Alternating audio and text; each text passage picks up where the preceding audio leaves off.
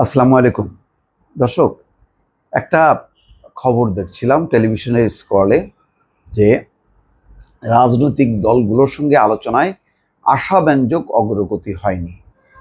ফলে জুলাই মাসে জুলাই সনদ ঘোষণা নিয়ে শঙ্কা। এটি বলছেন অধ্যাপক আলী রিয়াজ, যিনি ঐক্যমত্য কমিশনের সহসভাপতি। এই কমিশনের প্রধান হচ্ছে ডক্টর মোহাম্মদ ইউনূস, প্রধান উপদেষ্টা। তাহলে কি দাঁড়ালো কি? এই যে ধারাবাহিকভাবে আলোচনার ফলাফল কি? এখন তো এটা চরম একটা হতাশার কথা। 1 বছর হয়নি, 5 তারিখে আসলে 1 বছর হবে আগামী মাসে।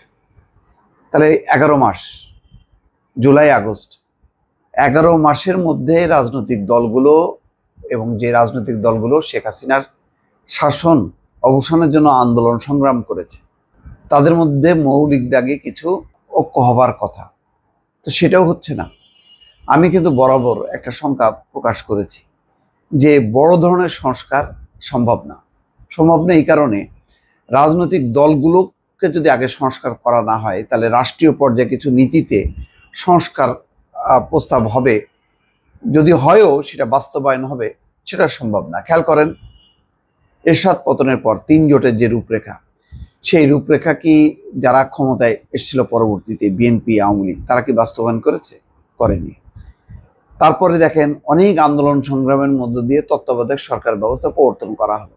শেখ হাসিনা কি করলো? ক্ষমতায় এসে 2008-এ ক্ষমতায় এসে প্রথম কাজটা করলো, ওই তত্ত্বাবধায়ক সরকার ব্যবস্থাটাই বাতিল করে দিল।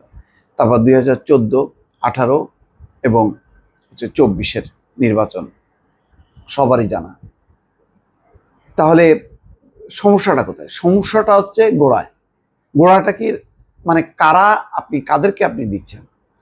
আপনি লাঠিটা দিচ্ছেন কার হাতে? আপনি সৎ মানুষকে শাসন করার জন্য নাকি অসৎ মানুষকে? তো আমাদের তো আপনি তুলে দিচ্ছেন, এই যে একটা লম্বা একটা কমিশন করে বিশাল বিশাল প্রস্তাবনা তৈরি করছেন। করার পরে তারপরে কি হবে? নির্বাচন তো হবে শেষ পর্যন্ত। তা নির্বাচন হবার পর ওই যে জুলাই সনদ বলেন, এইটা বলেন, ওইটা বলেন, এটা তো এক ফুৎকারে উড়াই দেবে। যারা, যদি ভেতর থেকে আগে থেকে রাজনৈতিক দলগুলো যদি গণতান্ত্রিক না হয়, রাজনৈতিক দলগুলো যদি পরিশুদ্ধ না হয়, রাজনৈতিক দলগুলোর ভেতরে যেই এখন ক্ষমতা এবং নতজানু একটা ভূমিকা, যে দলের ভেতরে আভ্যন্তরীণ গণতান্ত্রিক কোনো চর্চা নেই, দলের প্রধানের যা বলবে সেটাই সঠিক, তার বাইরে বিপক্ষে মত দিতে পারবে না, দলের অভ্যন্তরে আলোচনা করতে পারবে না, দলের নীতি নিয়ে খোলামেলা আলোচনা হবে না। তার মানে দলগুলো যদি পরিবর্তিত না হয়, সেই দল সরকারে এসে পরিবর্তন করবে, এটা মনে করার কোনো কারণ নেই। সেই কারণে আমি বারবার বলছিলাম, অন্তত নির্বাচনের ব্যাপারটা, যেইটা শেখ হাসিনা কবর দিছিল, যে তত্ত্বাবধায়ক সরকার ব্যবস্থা, ওইটা পুনর্জীবিত করা, ওটার ব্যাপারে যেহেতু মোটা দাগে কোনো রাজনৈতিক দলগুলোর কোনো আপত্তি নেই। সুতরাং দেখেন, শেখ হাসিনার পতন, এটার মূলটা কারণ কি? মূল কারণটা হচ্ছে নির্বাচন। সে নির্বাচনটা দিতে চায়নি, না দিতে চাওয়াতে, ভালো নির্বাচন না হতে জনগণ ভোট দিতে পারেনি, ভোট দিয়ে সরকার পরিবর্তন করতে পারেনি। তার মানে কি, মূল সমস্যাটা হচ্ছে নির্বাচন, মূল সমস্যা হচ্ছে ভোটে। তাহলে ওই একটা মোটা দাগের যে কাজটা, সেটি করা উচিত। আপনি অজস্র সংস্কার করতেছেন, পুলিশ, বিচার, আইন টাইন, এগুলো হবে না। তো এগুলো হবে না এই কারণে যে রাজনৈতিক দলগুলো তো রেডি না। তো রাজনৈতিক দলগুলো রেডি না, আপনি জোর করে পিঠা আপনি পারবেন? 11-এর সময় হয়েছে না, সংস্কারের ফুলঝুরি হয়েছে। আব্দুল জলিল একটা দেয়, তোফায়েল আহমেদ একটা দেয়, সুরঞ্জিত সেনগুপ্ত একটা দেয়, সব তো দিল। তো কি হলো? হয়েছে কিছু? কিচ্ছু হয়নি। তো এখনো তো সেই একই অবস্থা। 11-এ হয়নি, তার আগে এরশাদ পতনে হয়নি, বাংলাদেশের স্বাধীনতার পরেই হয়নি। যে গণতান্ত্রিক আকাঙ্ক্ষা নিয়ে বাংলাদেশের জন্ম হইল, 3-3.5 বছরের মাথায় বাকশাল আমরা উপহার পেলাম, একদলীয়। কোথায় গণতন্ত্র, কোথায় মানুষের অধিকার, কোথায় ভোট, কোথায় নির্বাচন?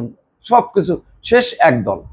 তারপর এই ঘাত প্রতিঘাতের মধ্যে দিয়ে, ফলে রাজনৈতিক দল যারা, সেই রাজনৈতিক দলের মধ্যে যদি একটা মেরুকরণ না হয়, পরিবর্তন না হয়, তাহলে এই ধরনের সংস্কার দিয়ে লাভ নেই, এটা সময় ক্ষেপণ হবে। আজকে দেখেন অধ্যাপক আলী ইলিয়াস বলছেন রাজনৈতিক দলগুলোর সঙ্গে আলোচনায় আশাব্যঞ্জক অগ্রগতি হয়নি, ফলে জুলাই সনদ নিয়ে শঙ্কা। জুলাই সনদ তো হবে না। জুলাই সনদে কি কি বলবেন আপনি? কি বলবেন? জুলাই সনদে একটা কথাই, একটা অঙ্গীকার থাকতে পারে যে বাংলাদেশে ভোট না হওয়ার কারণে যে ফ্যাসিবাদী শাসনের উদ্ভব ঘটছিল, আমরা এই ফ্যাসিবাদ শাসনটা অবসান করাবো এবং আর কখনো একদলীয় একতরফা নির্বাচন করব না, নির্বাচন হবে সুষ্ঠু নিরপেক্ষ অবাধ। এই একটা অঙ্গীকার হইলে বাকিগুলি আস্তে আস্তে পরিবর্তন হবে। এটা হুট করে হবে না, এটা 5 বছর লাগতে পারে, 10 বছর লাগতে পারে, 50 বছরও লাগতে পারে। কিন্তু আপনি সবগুলায় একসাথে খাওয়াই দিয়ে ছেড়ে দিলেন আর একেবারে গণতন্ত্রের ফুলঝুরি হবে, নো, এইটা আশা করা যায় না। যে আশা করা যায় না তা নিয়ে চেষ্টা করতে থাকেন, ওই শেষে ওইটাই হবে। ওই ডক্টর মোহাম্মদ ইউনূসও জাতির উদ্দেশ্যে ভাষণে বলবে যে আমি যেটা চেয়েছিলাম সেটা পারি নাই, আমি দুঃখ ভারাক্রান্ত মন নিয়ে আমি বিদায় নিচ্ছি। এছাড়া তার কিছু না। দর্শক ভালো থাকবেন, আল্লাহ হাফেজ।